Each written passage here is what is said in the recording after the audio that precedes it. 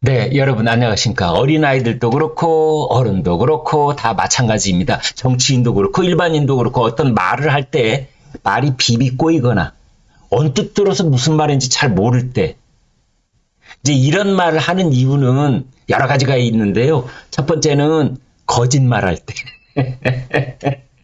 본인도 아무래도 이제 내키지 않는 말을 하게 되니까. 두 번째는 해서는 안 되는 말을 할 때. 세 번째는 자기도 잘 모르는 말을 막 짓거릴 때, 이럴 때 이제 말이 빙빙 돌고 이게 말이 산으로 가는지 물로 가는지 잘 모르는 그런 경우가 있는데요. 어제 이재명 더불어민주당 대표가 한 말, 이제 그런 경우에 해당된다. 제가 말씀을 드려볼 수 있겠습니다.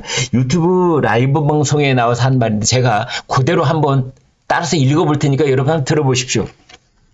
정상적인 정치가 작동하는 사회라면 우리도 상식과 보편적 국민 정서를 고려해 타협과 대화를 할 수 있겠지만 현실적으로는 거의 불가능합니다. 말이나 상식이 통하지 않습니다. 현실의 엄혹함이라는 게 무시할 수 없는 상황입니다. 심각하지 않습니까? 내년 총선에서 우리가 일당을 놓치거나 과반을 확보하지 못하면 집권 여당의 과거 퇴행, 역주행을 막을 길이 없습니다. 이상과 현실 중에 현실의 비중이 점점 높아져서 더 나은 세상을 만드는 것에도 최선을 다해야겠지만 더 나쁜 세상이 되지 않게 막는 것도 아주 중요한 과제가 됐습니다. 최근 벌어진 선거제 개편 관련 여러 논쟁들도 이 문제와 관련해 현실을 어떻게 파악하느냐, 우리의 역할을 뭐라고 규정하느냐, 진단과 대처 방안이 다른 것이기 때문에 우리가 나아갈 될 길에 대한 생각도 다를 수밖에 없습니다.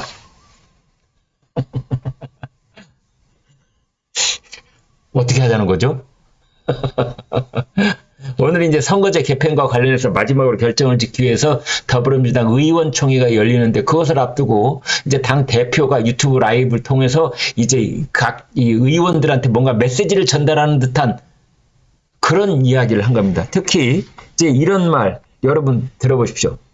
최근 벌어진 선거제 개편 관련 여러 논쟁들도 이 문제와 관련해 현실을 어떻게 파악하느냐, 우리 역할을 뭐라고 규정하느냐, 진단과 대처 방안이 다른 것이기 때문에 우리가 나아가야 될 길에 대한 생각도 다를 수밖에 없습니다.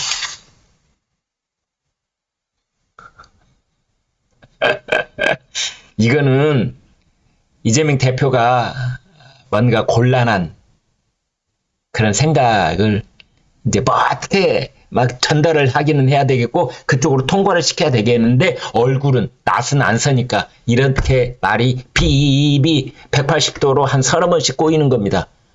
어지러울 정도로 스스로 제자리 맴맴 돌기를 하는 거죠, 말이라는 게. 제가 이거를 그냥 속 시원하게 편하게 쉽게 말씀을 드리겠습니다. 오늘 한겨레 이걸 탁 해놨더라고요. 이재명 병립형 위성정당 태길 시사. 네, 이제 엄밀하게 말하면 세 가지 중에 하나입니다. 세 가지 중에 하나. 하나는 선거제도를 국민의힘이 오래전부터 주장해왔듯이 옛날 방식으로 돌아가는 거. 뭐 준연동형 비례제가 어떻더니 저떻더니 막 그 국민들은 알 필요 없어요. 그 허영이 그랬잖아요. 그래가지고 또 한 번 더불어민주당 막말 논란에 그 기름을 끼얹었던 뭐 그런 에피소드도 있었습니다만은, 아무튼 그 복잡하게 국회의원들도요, 제가 봤을 때는 90% 이상 그거 어떻게 계산하는지 모르는 게 사실입니다. 네, 모르는 게, 지도 모르고 우리도 모르고 다 함께 모르자 이런 거죠. 얼마나 복잡한지 저희 주변에 있는 정치부 기자들도 잘 모르더라고요. 대충 머릿속으로 그 뜻은 아는데 실제로 수식 계산은 복잡합니다. 이게 다 국민들 속이려고 하는 짓이다. 나는 그렇게 보는데요. 어찌됐든 저찌됐든 간에 이제 그거 관두고 옛날 방식으로 돌아가자. 이게 이제 병립형이라는 건데요. 그냥 정당에 대해서 투표를 하면은 거기에 득표율이 나오잖아요. 그걸 가지고 비례대표도 이제 안배를 하자. 이게 병립형입니다. 그 다음에 두 번째 옵션은 뭐냐? 욕을 먹더라도 지금 그대로 지난번 총선 때처럼 2020년 4월 15일 날 있었던 총선 때처럼 그대로 하자. 대신에 위성정당도 그대로. 국민의힘도 위성정당 만들려고 그러고 민주당도 위성정당 만들고, 그래, 만들자. 이제 이게 두 번째 안입니다. 세 번째는 뭐냐? 지난번 4.15 총선 때 2020년 4년 전에 했었던 그 총선 그 제도를 가지고 가되 위성정당은 못 만들게 하자. 위성정당 방지법. 그러니까 준연동형 비례죄로 가되 위성정당 방지법을 마련을 하자. 이게 세 번째 안인데요.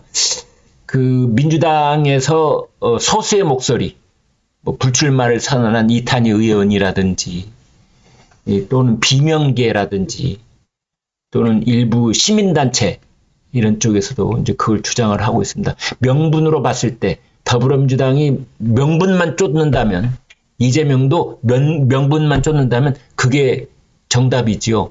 왜냐하면 준연동형 비례제는 소수정당이 국민들의 다양한 의견을 국회에 반영할 수 있는 제도로서는 그게 아무래도 이제 효과가 있을 수 있기 때문에 그대로 가되 한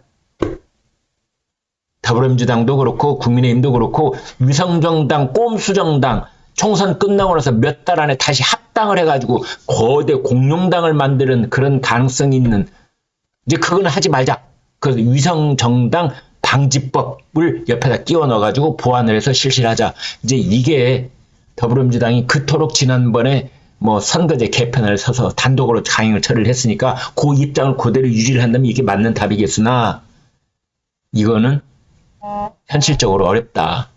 이렇게 보고 그 이재명 대표는 아까 비비꼬인 그런 말, 뭔 말인지 잘 알아들 수 없는 그 말, 이 말의 요점은 과거로 돌아가든지 아니면 그대로 하든지 그래 너도 위성정당 나도 위성정당 누가 더 위성정당 잘 만드는지 한번 해보자. 위성정당은 우리가 훨씬 더 잘 만들 수 있을걸?